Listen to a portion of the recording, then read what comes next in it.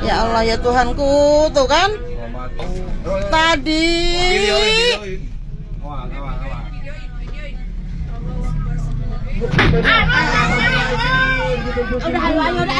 Nasib Bang Jago viral lempar batu ke bus pariwisata hingga penumpang ketakutan, berakhir ditangkap polisi. Kepolisian sektor, Polsek, Pangalengan berhasil mengamankan pelaku pelemparan batu terhadap sebuah bus pariwisata yang sempat viral di media sosial. Terduga pelaku ditangkap di kawasan Kampung Lebak Saat, Desa Tribakti Mulia, Kecamatan Pangalengan, Kabupaten Bandung, Minggu, 1 Februari 2026, malam.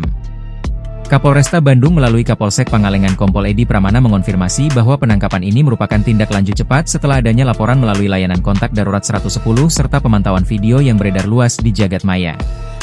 Berdasarkan keterangan para saksi yang merupakan penumpang bus, aksi pelemparan tersebut dilakukan oleh dua orang pria yang berboncengan menggunakan sepeda motor jenis Honda Beat berwarna hitam. Saksi-saksi di lapangan membenarkan adanya aksi pelemparan batu yang menyasar badan bus. Setelah menerima laporan tersebut, tim langsung bergerak melakukan pengecekan tempat kejadian perkara, TKP, dan pengejaran, ujar Kompol Edi Pramana dalam keterangan tertulisnya, Selasa, 3 Februari 2026.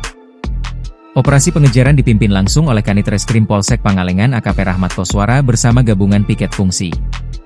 Petugas berhasil mencegah terduga pelaku di wilayah hukum Pangalengan.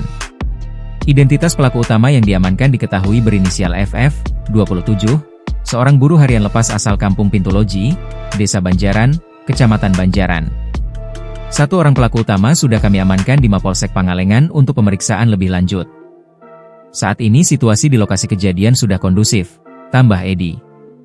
Hingga saat ini, polisi masih mendalami motif di balik aksi pelemparan tersebut dan melakukan pengejaran terhadap satu rekan pelaku yang identitasnya telah dikantongi. Pihak kepolisian mengimbau masyarakat untuk tetap tenang dan menyerahkan proses hukum sepenuhnya kepada aparat penegak hukum. Download Tribun X sekarang, menghadirkan lokal menjadi Indonesia.